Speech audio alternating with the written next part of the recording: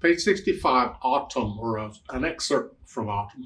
In this lesson, we're talking about reading scores again. This time, it's a choral score. Singers, two sets of singers. It could be a duet, or it could be a choir with just sopranos and tenors, whichever. But there's two parts, and they're both concert keys, so you don't have to transpose anything. They're sort of. Yeah. The kicker here is the tenor part. The tenors don't sing up in here. The tenors sing down here. And so you have to take the tenor part down an octave, because that's where they sing it. Well, I've talked about this briefly. It's pretty easy to do on piano. You just you go down an octave. So in the right hand, you're pretending middle C is here. In the left hand, you're pretending middle C is here. Just take it down an octave. So the right hand is 1, 2, 3, 1, 2, so forth. But the tenor part isn't up here, it's down here. 1,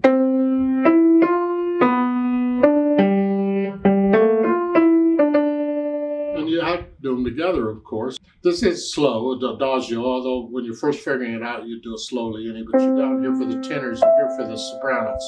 1, 2, 3.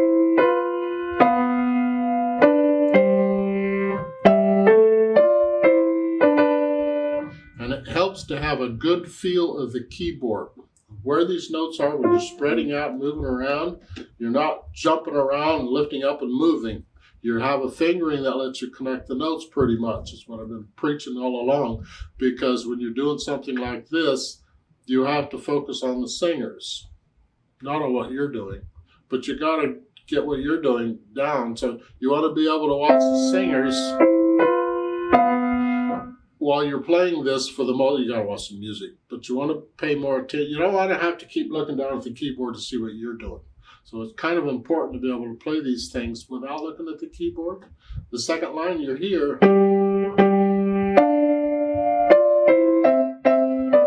Not much there. And obviously there's other things going on in this music besides sopranos and tenors, because in measure 8, you've got a complete measure of silence. Well, that's not going to happen very often in music. Something's going on somewhere. You might have actually a full score, a 4-part, tenors, altos, sopranos, altos, tenors, and bass. There might be a full thing, and what you're doing right now is you're just rehearsing the sopranos and tenors. So you're reading those scores, those lines out of the score. We may get to that later. It's something to look forward to. Right now, the challenge is to take that tenor part down an octave. So the last line, you're here. 1, 2.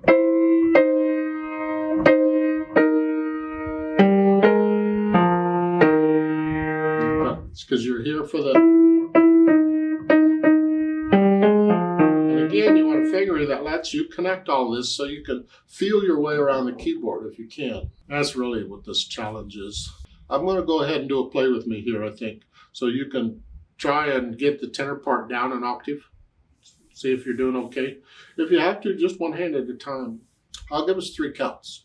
Oh, and by the way, I didn't talk about articulation or dynamics and all that, because when you're doing something like this, for the most part, you're still working on pitches, notes, and rhythms.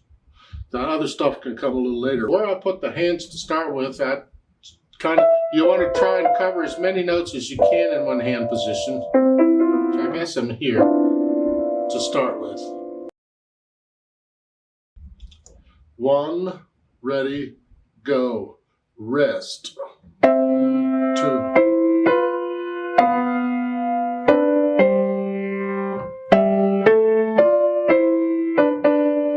Rest. 1.